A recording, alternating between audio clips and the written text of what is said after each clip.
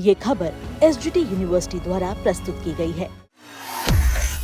क्या इंटरनेट बंद होने के बाद भी मैसेज भेजे जा सकते हैं? क्या बिना मोबाइल नेटवर्क के भी सैकड़ों लोग एक दूसरे से जुड़े रह सकते हैं? दिल्ली के जनता मंतर में चल रहे सीजेपी प्रोटेस्ट के बीच यही सवाल सबसे ज्यादा चर्चा में है।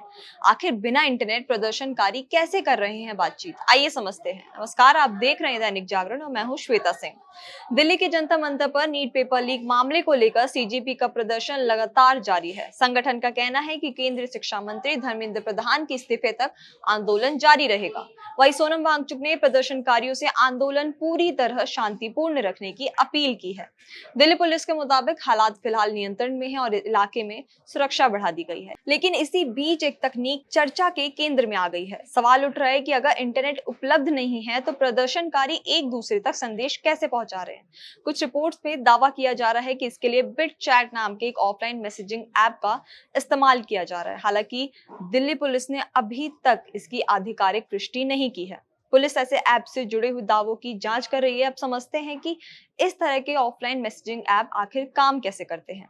दरअसल बिटचैट जैसे ऐप इंटरनेट या मोबाइल नेटवर्क पर निर्भर नहीं होते। ये ब्लूटूथ लो एनर्जी यानी बीएलई की मदद से आसपास मौजूद दूसरे स्मार्टफोन से कनेक्ट हो जाते हैं। जब कई फोन आपस में जुड़ते हैं तो वे मिलकर एक मेश नेटवर्क तैयार करते हैं। इस नेटवर्क की खास बात है कि अगर एक यूजर किसी दूसरे यूजर को मैसेज भेजता है तो वह मैसेज बीच में मौजूद दूसरे फोन के जरिए आगे बढ़ता रहता है और आखिरकार अपने तय यूजर तक पहुंच जाता है। यानी हर कनेक्टेड फोन एक छोटे रिले पॉइंट की तरह काम करता है जो संदेश को आगे बढ़ाने में मदद करता है।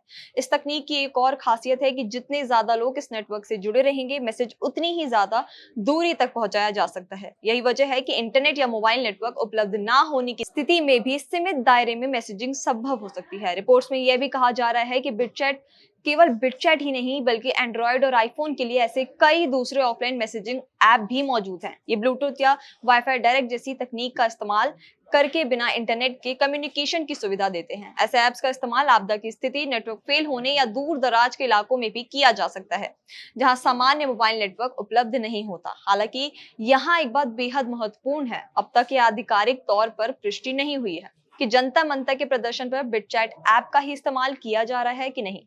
फिलहाल ये दावा विभिन्न रिपोर्ट्स और सोशल मीडिया पर सामने आया है। दिल्ली पुलिस इन दावों की जांच कर रही है। वही सोशल मीडिया पर कुछ वीडियो में प्रदर्शनकारी को ऐसे ऑफलाइन मैसेजिंग ऐप इस्तेमाल करने की भी सलाह दी जा रही है। फिलहाल इतना साफ है कि बिना इंटरनेट काम करने वाली मैसेजिंग तकनीकी चर्चा का विषय बनी हुई है, लेकिन जनता मंतर के प्रदर्शन में किसी खास ऐप के इस्तेमाल की आधिकारिक पुष्टि अभी नहीं हुई है और जांच अभी जारी है। फिलहाल खबर में इतना ही। अब देश और दुनिया की तमाम बड़ी खबरों के लिए देखते रहें दैनिक जागरण।